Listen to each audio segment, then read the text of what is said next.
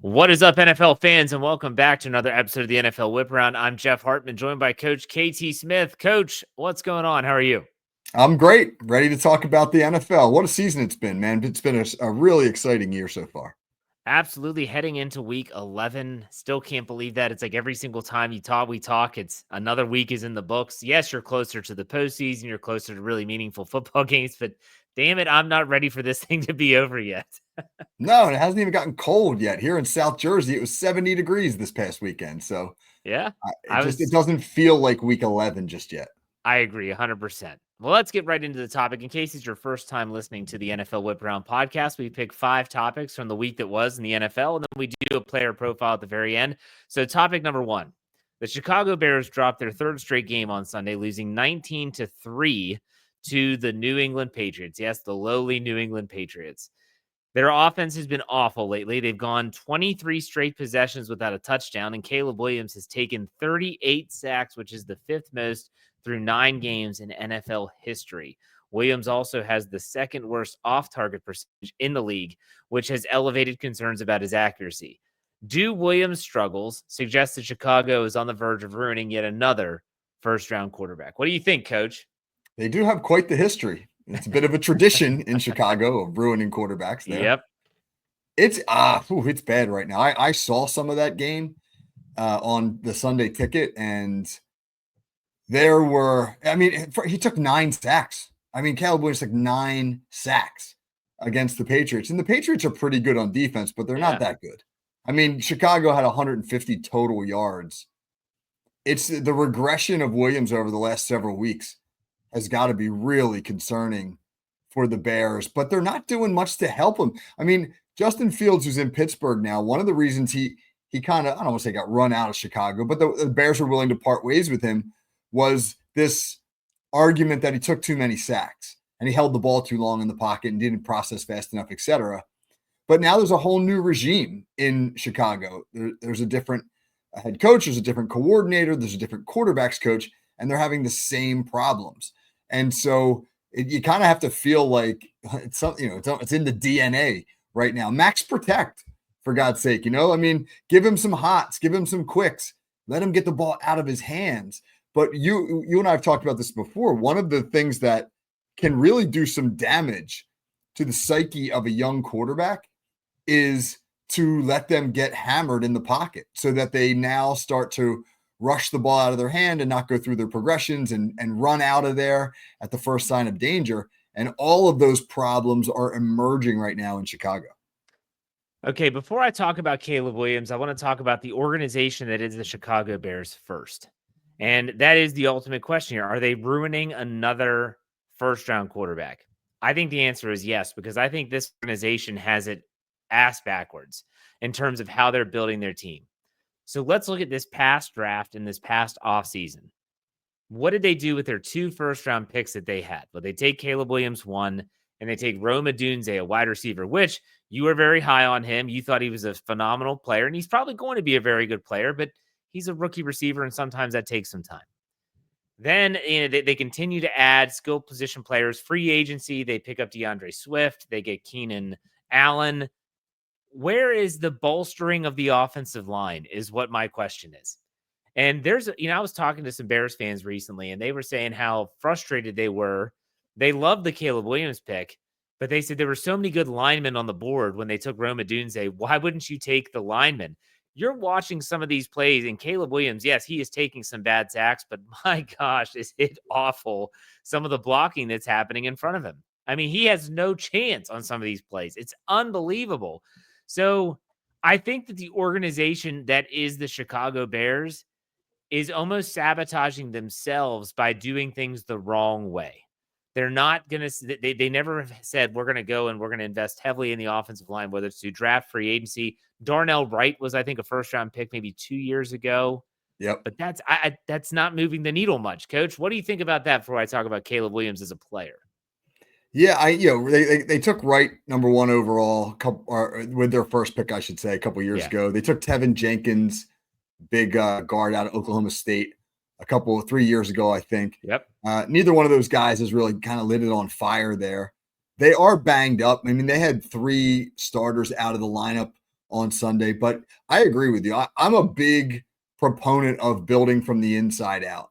I mean, if you told me, I mean, we know it's a quarterback driven league. You got to have the quarterback. But if you had the quarterback and then you gave me my druthers is to surround him with skill players or linemen, I would build that line first. You want to make that quarterback feel secure. I think that you can find receivers to fit Yeah. a scheme or a system. Look at what they did down in Houston with CJ Stroud. I mean, they didn't drop a ton of draft picks on high receivers there. I mean, they went out and they acquired some talent, but they turned guys like Tank Dell into quality players down there while investing more heavily in the offensive line so that they could protect him and let him feel secure. So I agree with you, man. The approach is all wrong. And now you're hearing the stories that tend to come out when you struggle, that Keenan Allen looks every bit the 32-year-old that he is, maybe past his prime, that DJ Moore is complaining about not getting the ball enough, that Adunze hasn't learned the playbook. And you get now the finger pointing begins. And right. Yes. And now Eberflus is talking about relieving Shane Waldron of the play calling duties. And that is usually the last move that you make before you hit the unemployment line. Absolutely. And so you have this situation in Chicago, and we talked about this before the season began with all these rookie quarterbacks that were saying, this is our starter. This is our guy. Like from the moment the season starts, like this is what we said. This is the danger here. You're putting Caleb Williams out there. And if the team around him isn't ready, and he also might not be 100% ready, and I guess maybe no one's ever 100% ready, you're setting him up for failure. And so early on, I think a lot of the NFL, and this happens for most rookie quarterbacks, not all, but most, they're not sure what they're going to get. And then after a while, they start to kind of figure it out. Defensive coordinators are smart as well. They get paid a lot of money to do their job in stopping these young guys. And now all of a sudden, it just seems like he's just this rookie quarterback that looks lost. He looks lost in the woods. And this isn't USC. This isn't the old Pac-12 when it existed last year when he played there.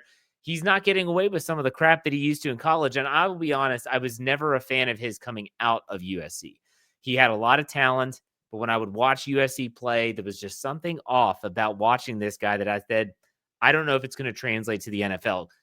I'll let you talk about whatever I just said, Coach. But my ultimate question is, do you think that maybe are you second guessing the translation of college Caleb Williams to pro Caleb Williams? Well, I'm with you because when you watched him at USC, he made a lot of plays off platform, just kind of scrambling out of the pocket and doing things because he was a superior athlete.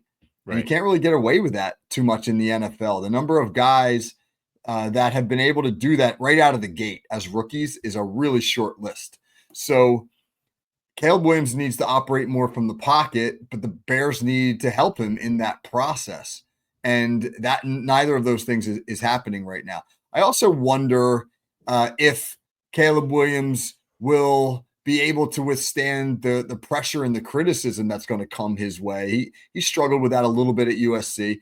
It may be beneficial to Chicago to sit him down for a game or two. You know, I mean, that's probably not something that they want to do, and it'll come with some criticism as well. And he'll have to eat a little crow or you know, some humble pie, however you want to phrase it, if that is the case.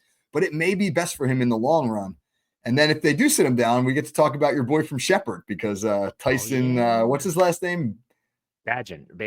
That's how you say it, right? Would step into the lineup. But he's the guy who started some games for them. You know, if it starts to spiral out of control, they need to do what's right for the longevity of this guy's career, and sitting him down for a little bit might not be a bad idea. Let's also keep in mind that the Chicago Bears and the Pittsburgh Steelers are the only two teams in the NFL that have not played a division game yet. So that means that Chicago, in their final 8 games, they have 6 against the NFC North. That is going to be tough, just like the Steelers and the AFC North is going to be difficult. Caleb Williams is going to play the Lions twice, the Packers twice, and the Vikings twice. That could be a recipe for disaster, in my opinion, not just for the coaching staff, not just for the front office. And I don't know how you fire the front office personnel that put all this crap together. That's got to be a challenge. but you got to think Eberflus is gone if they don't turn it around. And I would imagine the majority of his staff, if not all his staff, is gone. How do you see this playing out from that perspective? I'm a little surprised, quite honestly, at the struggles on the offensive side of the ball because Shane Waldron, who they brought over from Seattle, did a wonderful job revitalizing Geno Smith's career. And so obviously there are issues that go beyond scheme because this guy's proven that he can get it done as a coordinator in the NFL. So if you move on from Eberflus, you got to really make a quick decision as to whether or not you feel as though a complete house cleaning is in order, or if maybe Eberflus is the problem, and a guy like Waldron, who has had some previous success, could potentially step in or at least remain in the coordinator spot. And I don't know what their internal evaluation of Matt Eberflus is. I will say this: his response to the Hail Mary was terrible, and things have spiraled out of control since then. And sometimes it's something like that it leads to the undoing of a head coach. The straw that breaks the camel's back, so to speak. But let's full circle. Let's wrap this up. Answer the question. Are the Bears on the verge of ruining another quarterback, in your opinion? I think it's too early to tell. I hate to dodge the question like a politician, but I think that they need to change their course, or the answer is yes. And if changing they're changing their course, it's hard to change the scheme at this point. I think if they lose another couple of games, they need to sit him down and let him watch and just let it settle, and then maybe they can kind of reclaim him. But at this rate, yeah, the answer is yes. Absolutely. I'm not going to waffle on this. They are screwing this kid up just like they screwed up Justin Fields. Because look at what you just said. Okay, let's say they fire Eberflus.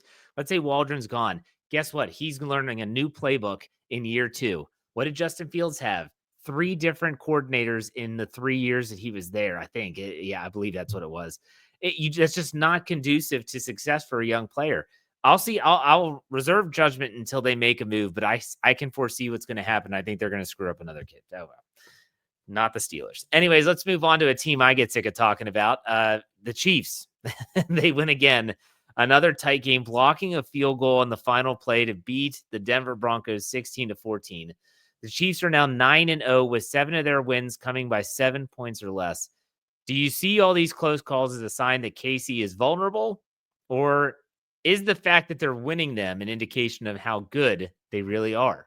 I'm curious to see which way you lean on this one. Yeah, man, I'm sick of the Chiefs. You're sick of the Chiefs. My wife is now rooting against the Chiefs. She's like, if I see Taylor Swift again, I'm gonna throw up. I mean, we are now you're the darling until you stay too long, and then everybody can't stand you, which is that's a cycle. I'm gonna say that this is a sign of how good the Kansas City Chiefs really are. You have to beat them, and they don't ever give up, man. They don't ever feel like they're out of a football game. I read a crazy stat today. There have been something like 6 or 7 teams in NFL history that have started the year 9-0, and the Chiefs have the lowest point differential of any of those teams, which underscores how close these games have been. But winning close games, to me, in the NFL is the hallmark of a great team, because the talent disparity between most teams is very minimal, and games are going to be close. And your ability to make the plays that are necessary in those games often defines you. I mean, there have been a lot of teams that people say, oh, they suck because they went 7-10 that had 4 one-score losses, and a handful of plays separated them from being 10-7. And Kansas City, you could easily be like, oh, the Chiefs, they should be like 7-3 right now, or 6-3, whatever it is. But they're not. And why aren't they? Because they do things like what they did yesterday. Block a field goal on the last play of the game, a chip shot field goal, right? Champions do that stuff. So until somebody beats them and beats them resoundingly, I mean, to me, they're still the team to beat. And I said it on the show 2 weeks ago, Jeff. I said when we were making bold predictions that they would go 16-1. And I don't know if I'm still standing by that or not, but what the hell, I mean, again, prove it. Prove that you can beat them. You're right. You are right. But I will say this. there is a fool's gold part of this team that I just can't put my fingers on. I said the same thing last year about the Philadelphia Eagles, and they unraveled. They were undefeated for a long time. They were one of the last undefeated teams in the league last year. I said the same thing. Well, I didn't say it, but I felt it about the 2020 Steelers that went 11-0. You're watching them win. A lot of times close games, a lot of times fluke plays happen. And yes, you're right. Championship teams win those type of games, but we were watching thinking, this isn't sustainable. Like, they can't keep doing this. They can't keep winning like this. And then eventually they lose. And then eventually they get their doors blown off. I don't think the Chiefs are that type of team, but there is a vulnerability with this team that I haven't seen since the Patrick Mahomes era began. Because I don't know if this team could win a shootout. I honest to God don't know if they could. And I have never been so pro Buffalo Bills in my life than I will be this weekend when Kansas City goes to Buffalo. I hope that Josh Allen and the Bills blow the freaking doors off of the Chiefs so we can stop talking about this crap and maybe bring them down to earth a little bit. And honestly, this has nothing to do with me being sick of them. I've watched a lot of their games, and from what I've seen, it's odd. And I've got to ask you, did you hear the clip, the clip that someone grabbed from the game against Denver where the hot mic from the official that caught Patrick Mahomes saying, "Man, you got to tell me when they're getting close." That's a bad look. Yeah. That is a bad look.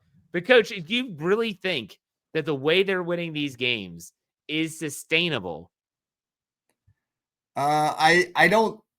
Obviously, it's not ideal, and they could very well go into Buffalo this weekend and get hammered because the Bills have a lot of pent up frustration when it comes to the Chiefs over the last several years. But they're going to win that division. They're going to finish with a home playoff game. They proved last year they could go on the road in the playoffs and win.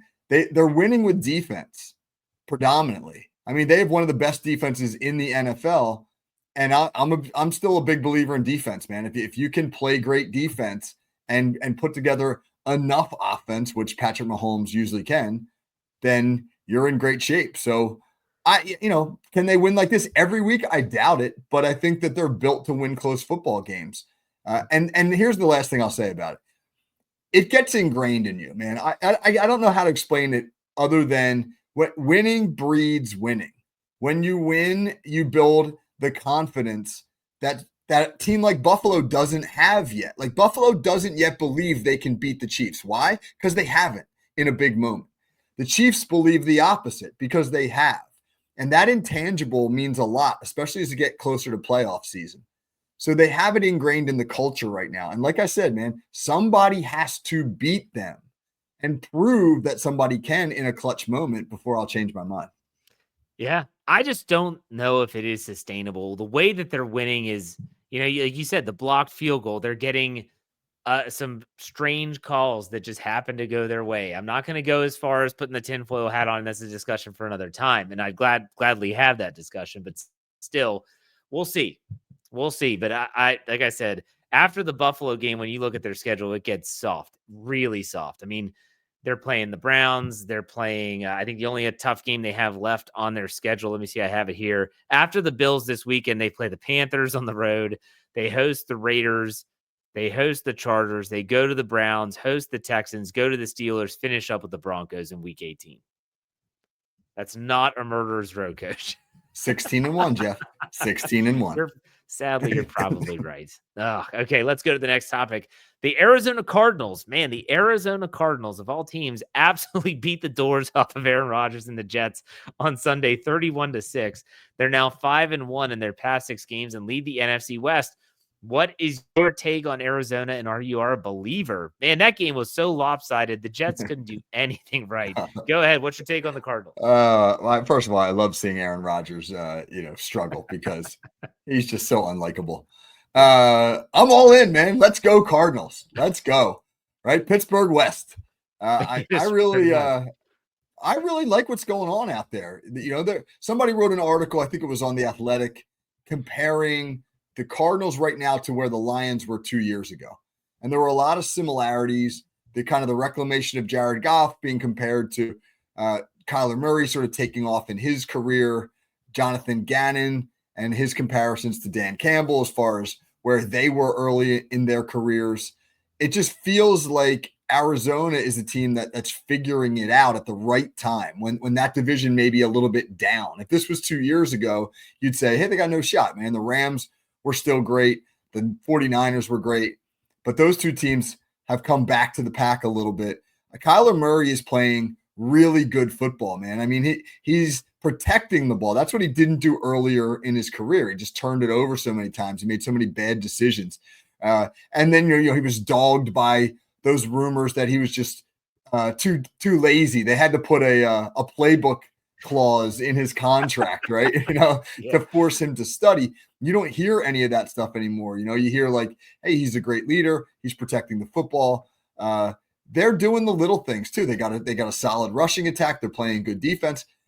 They're not a team right now that's ready to sort of break through as an upper echelon team. But I'd be a little bit surprised if they don't make the playoffs the way that they're playing. I mean, look at their schedule. So they have Seahawks on the road this upcoming week. Actually, they have a bye this week. This is on the 24th of November. So they have the Seahawks after their bye. Then they go to the Vikings. Then they host the Seahawks. Then they host the Patriots. Then they go to the Panthers, host the Rams, finish up with the 49ers. That game against the 49ers in week 18 might be for the NFC West, but I agree with you. I think the Cardinals are a playoff team. In an NFC really that's not, I don't know. There's a lot of middle ground there in terms of the NFC playoff picture, which is still early. But I gotta be honest. I'm a believer in the Arizona Cardinals. We said this last week when we talked about midseason awards. Who's the team that's surprised you the most? And we talked a lot about what they're doing out in Arizona. And they're not a gimme anymore. And they've got a lot of good talented players. I love Trey McBride, the tight end. I think Marvin Harrison Jr., although he's inconsistent, is going to develop some level of consistency as he learns the pro game. I don't think they're going away, Coach. I really don't.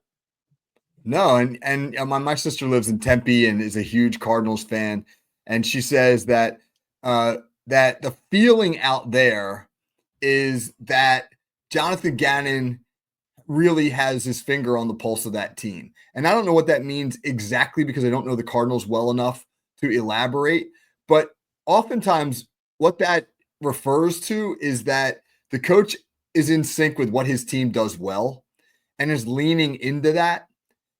And that's really sort of like the opposite of where they are in Chicago, where they don't seem to understand what they can do well or what their strengths are. And oftentimes just being able to identify who your team is and have a clear identity is a huge part of winning. So if that's true in Arizona, then it bodes well for them. All right, let's move on from the Cardinals. Let's go to our fourth topic. Teams like the Detroit Lions, the Chiefs, the Ravens, the 49ers, they've gotten a lot of national attention this season. There are 4 2-loss teams that are right in the thick of things who have kind of flown under the radar. Those teams would be the Bills and the Steelers in the AFC and the Eagles and the Vikings in the NFC. Which of these 2-loss teams should we be paying more attention to? This is an interesting question, Coach. What do you think? Yeah, so I'm not going to talk about the Steelers other than to say this. I keep reading these articles written by national media people or seeing these commentators like Chris Sims. I saw Tony, what's Tony's last name on Pardon the Interrupt, Kornheiser, yeah. Today talk about it. And there's a lot of let's wait and see about the Steelers. There's a lot of people that aren't bought in yet on the Steelers. And that's maybe fair. The win over Washington yesterday or on Sunday was a big one for Pittsburgh. But we'll know more about the Steelers over the next several weeks as their schedule gets really difficult. The team that I think, and this is going to be really the opposite of what you've been saying, but the team that I think is really coming on are the Philadelphia Eagles. And I think that it has a lot to do with the point I just made about identity. I think the Eagles, who have obviously struggled at times through the Nick Sirianni, Jalen Hurts era, and who Philly fans are, still just up in arms about Sirianni. They can't stand him. They want him fired, etc. But what they've done the last several weeks is to lean into Saquon Barkley and to really run that team through the offensive line and Barkley and then Jalen Hurts' ability to make plays off of the play action game. And that is the strength of that football team. I think Kellen Moore has found a comfort zone as an offensive coordinator there. And that division out, the Commanders obviously are a challenge, but the Giants stink. The Cowboys stink. The Eagles do not have a daunting schedule from here on out. Philly could roll to like a 13-4 record without anybody really noticing. And then suddenly it might be the playoffs and you're like, oh, wow, the Eagles are good. So I think they're really happy being under the radar right now. It's going to be interesting at Thursday Night Football this week is actually Eagles Commanders. It's going to be a very big game for that division and for the long game in terms of the rest of the season. I'm not going to disagree with anything that you said about the Steelers or any, but which of those 4 teams, let me ask it this question. Which of these, are there any, I should rephrase it. Are there any of these 2 lost teams that you think not that we should be paying more attention to, but are probably going to fall off based on schedule, based on what you see? Are there any of these 2 teams you're like, yeah, I think that might be fool's gold a little bit? I think Minnesota's vulnerable just because of the quarterback situation. I mean, Sam Darnold got off to a great start, but he hasn't played very well over the last few weeks. Threw some bad interceptions on Sunday as they eked out a win over Jacksonville. And obviously having to battle through Detroit and Green Bay is difficult there. So if there's one of those 4 teams that does fall off, I just think that the Vikings have the worst quarterback situation and are the most vulnerable. That's fair. Now, at the AFC 2, Buffalo and Pittsburgh, I'm going to ask you this now because the Chiefs play the Bills this weekend. Which of these 2 teams, if you said I had to pick one to beat the Chiefs, who would you pick? Bills or Steelers? Buffalo, man. I mean, really? Yeah, Buffalo's defense. Buffalo's defense. I don't know. I know, but don't you just I shouldn't. I was about to say, like, don't you just feel like it's Buffalo's time? But no. But when's it ever been Buffalo's time? Exactly. I caught myself in the middle of that thought. I mean, the same franchise that lost 4 straight Super Bowls in the early 90s is now having its best run since then in the Josh Allen era. And they have lost several excruciating playoff games over the last couple of years. It just must be a tough go being a Bills fan. I think from an X's and O's standpoint, I like the way the Steelers are trending to beat the Chiefs if they continue on this trajectory. An offense that can put up over 20 points with relative ease. Russell Wilson, 3 games, small sample size. I get it. I like the Steelers defense, though, against Patrick Mahomes in that offense. And it might be a low scoring affair, but I think they match up well. Buffalo's a good team, too. I'm anxious to see what they do this weekend for sure. But all right, let's go to our 5th topic here. On the opposite end, 5 teams have just 2 wins. The New York Giants, Cleveland Browns, Las Vegas Raiders, Jaguars, and the Tennessee Titans. Of that group, which would benefit the most from having the number 1 overall pick in the 2025 draft?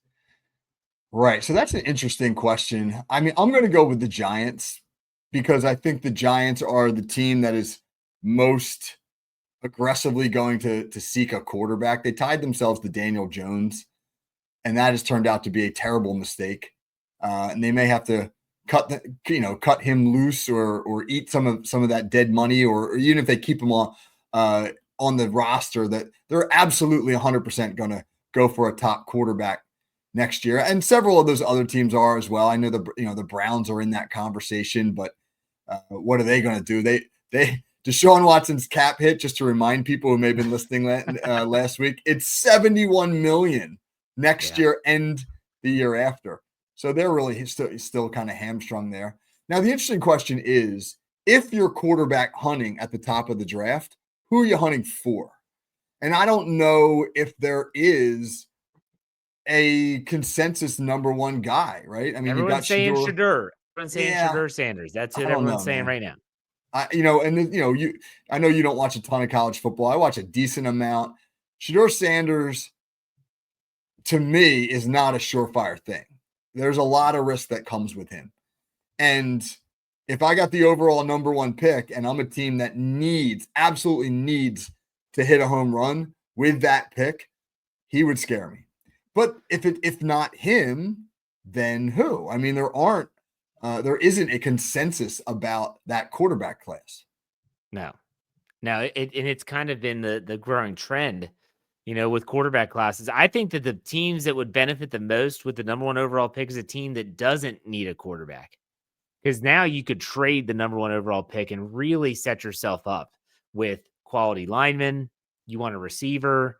You want defensive players, pass rushers, edge rushers, whatever you want to call it. I'm looking at these 2-win teams, and I think the team that could benefit the most is probably the Raiders.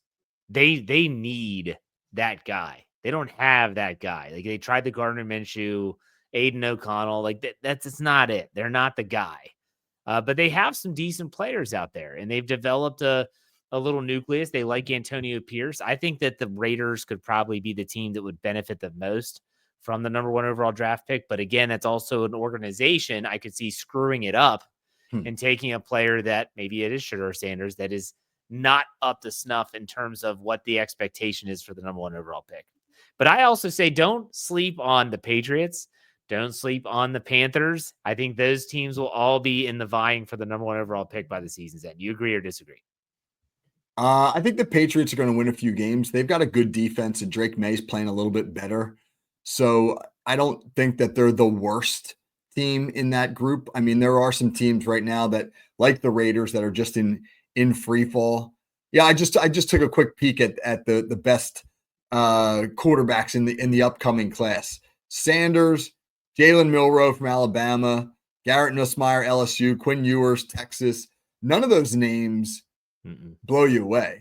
So I like your point about teams that maybe don't need a quarterback. You hear names like Travis Henry, who's Shedeur Sanders' super talented teammate there at Colorado, being a potential number 1 overall pick.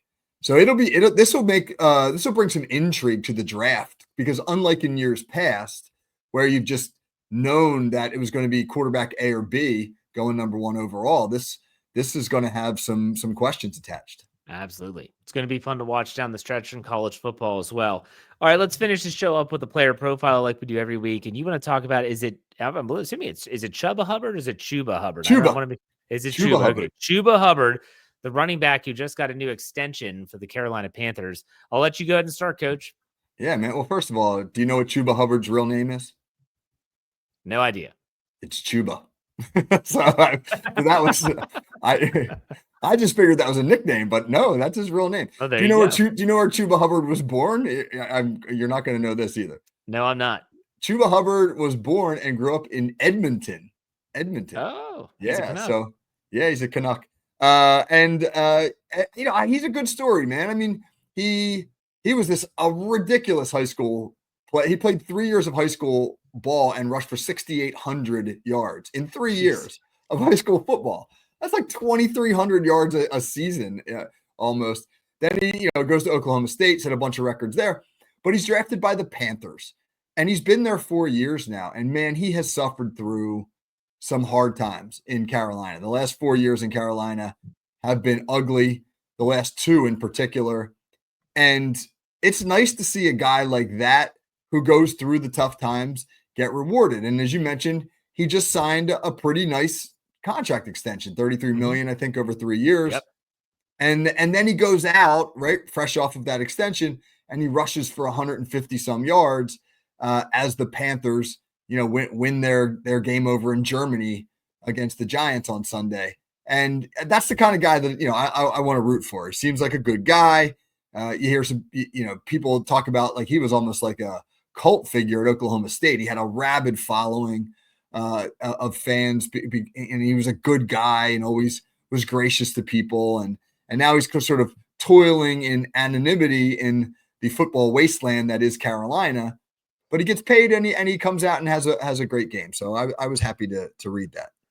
Yeah, it was kind of off-putting is not the term, but it was kind of odd when you see the Panthers who can't figure out the quarterback situation. They went to Andy Dalton, and then they go back to Bryce Young because Andy Dalton got hurt in a car accident or something weird like that. But anyways, Bryce Young's winning games now, but it just seems like the organization is just like, I think you said, in a downward spiral. That's a good way of putting it.